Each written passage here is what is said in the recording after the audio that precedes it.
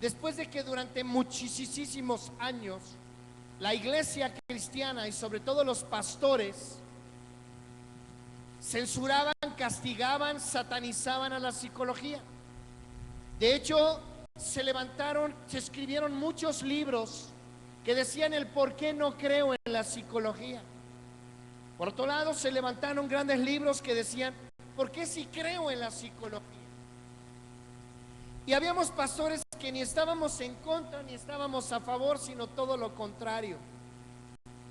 Así es que tuvimos que investigar, porque la misma palabra nos dice que nuestra responsabilidad es renovar nuestro entendimiento.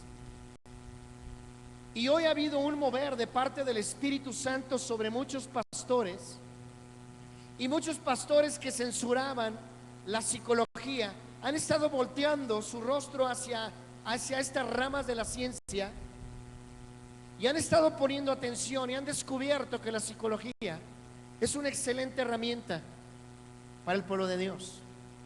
Dios no está peleado con la ciencia, Dios hizo la ciencia. Dios nos ha dado a nosotros la ciencia, eso dice la palabra. Y dice la palabra que a usted Dios le puso pastores para que le pastoreen con ciencia y con sabiduría. Las dos cosas vienen agarradas de la mano, pero la que tiene mayor autoridad sobre la ciencia es la sabiduría, porque la sabiduría viene de parte de Dios. Entonces la pregunta es: oye pastor, ya terminó Semana Santa, ya Jesús resucitó, ¿qué sigue? Ahí lo dice claramente. Si usted me vuelve a acompañar, por favor, al versículo 5, dice: porque los que son de la carne, ¿qué? Piensan en las cosas de la carne, pero los que son del Espíritu, y está con mayúscula, piensan en las cosas del Espíritu. Pastor, ¿qué sigue? Ya celebramos la Semana Santa. ¿Ahora qué vamos a celebrar? Vamos a celebrar la renovación de tus pensamientos. Cuando el Señor Jesús se fue, yo quiero decirle que más de 120, porque eran los que estaban reunidos en un segundo piso, escondidos para que no los agarraran y los mataran como a Jesús, más de 120 estaban cambiando sus pensamientos, menos uno. ¿Usted recuerda a Tomás?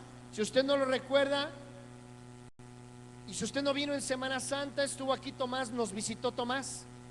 Estuvo aquí Tomás enseñándonos algo acerca de su poca fe en la resurrección de Jesús. Pero lo que estuvo sucediendo después de la resurrección de Jesús fue un cambio total de pensamiento. Y si seguimos leyendo en el versículo 6, porque el ocuparse de la carne es muerte, pero el ocuparse del Espíritu es vida y paz. ¿Eso qué quiere decir? Que estar nosotros pensando en las cosas de la carne, lo único que van a traer en nosotros como consecuencia es la muerte. Pero dice ahí que si nosotros ocupamos nuestros pensamientos en las cosas espirituales, nuestra vida va a tener como resultado paz y gozo. Eso es lo que nos está diciendo este versículo. Si continuamos leyendo en el versículo 7, por cuanto los designios de la carne son enemistad contra Dios. Note esa parte. Quiere decir que hay pensamientos que son enemigos de Dios. Hay pensamientos que nos enemistan con Dios.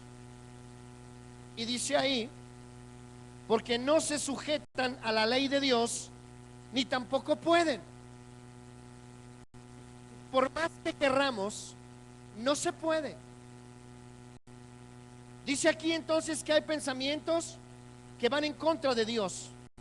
Y dice el versículo 8, y los que viven según la carne no pueden agradar a Dios. Nuestros pensamientos van a definir muchas cosas. Nosotros todo el tiempo estamos pensando. Usted ahorita está pensando algo. Tal vez está pensando en qué piensa. Tal vez usted ahorita está pensando qué clase de pensamientos tiene todo el tiempo. ¿Son pensamientos que son amigos de Dios o son pensamientos que son enemigos de Dios?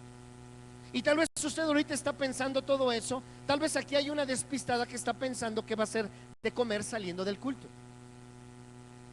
Y eso es enemistad con Dios, porque sus pensamientos tienen que estar aquí, no en los frijoles. Como si fuera una gran chef. ¿Qué voy a hacer de comer si siempre hace bisteces a la mexicana? Y todos los cristianos hacen pollo los domingos. O sea, no se necesita mucho pensar. Y eso lo enemista con Dios, ¿sabe? Todo el tiempo estamos pensando, todo el tiempo. Usted desde que se levanta ya empieza a pensar. Mi esposa se levanta en las mañanas y lo primero que hace, todavía no se ve en el espejo y se levanta y dice: ¡ay, qué pelos! Está pensando que tiene los pelos parados. Y yo se lo he dicho: tú hasta levantándote eres hermosa, en serio. Y se lo digo, es en serio, y es hermosa hasta cuando abre los ojos ahí todos chinguiñudos, es hermosa. Y ella está pensando en su físico y yo estoy pensando también en lo mismo. Pero todo el tiempo estamos pensando. ¿Sabe? Nuestros pensamientos han determinado nuestro pasado. Nuestros pensamientos determinaron muchas cosas en nuestro pasado. De hecho, nuestros pensamientos están determinando hoy nuestro presente. Todo lo que usted está pensando hoy está determinando algo en su vida el día de hoy. Usted hoy pensó en venir al culto y eso va a determinar algo muy especial en su vida. ¿Por qué? Porque también sus pensamientos van a determinar su futuro. Tus pensamientos van a determinar tu futuro. Hay mucha gente que dice que tiene que sembrar para el futuro. ¿Y por qué no estamos de una vez nosotros cosechando algo en el presente? Nuestros pensamientos también tienen que estar canalizados en las cosas del presente. Por ahí dicen que vivas el día como si fuera el último. ¿Por qué estar pensando si mañana me voy a morir o no me voy a morir? Mire, Dios no va a acabar con usted hasta que no acabe con usted. Qué teológico y profundo, ¿verdad? En serio, Dios nunca va a acabar con usted. Y no porque sea suegra. Dice por ahí que llegó un niño con su papá y dice: oye papá, ¿los aliens son amigos del hombre o enemigos del hombre? Y le dice: ¿por qué, hijo? Es que se acaban de llevar a mi abuelita. Son amigos del hombre, hijo. Nosotros tenemos que estar pensando no solamente en el futuro, también en el presente. Pero ¿sabe qué? Aquí nos está diciendo Romanos que existen dos tipos de mentes, dos tipos de personas que tienen pensamientos muy especiales. Vámonos a la primera de Corintios capítulo 2. Primera carta a los Corintios en el capítulo 2.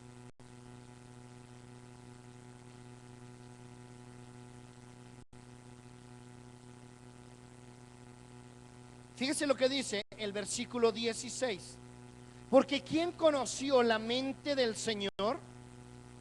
¿Quién la instruirá? Mas nosotros tenemos la mente de Cristo. Usted y yo tenemos la mente de Cristo. Usted y yo tenemos los pensamientos de Cristo. Jesucristo todo el tiempo estuvo pensando en usted. Ahora usted no tiene que estar pensando todo el tiempo en usted. Usted tiene que estar pensando en Cristo Jesús. Usted y yo tenemos los pensamientos de Jesús. ¿Y cuáles fueron esos pensamientos de Jesús? Servir, entregarse, dar, hacer, bendecir, ser instrumento de bendición. Esos son los pensamientos que nosotros debemos de tener. Vamos a Mateo capítulo 22. Mateo capítulo 22.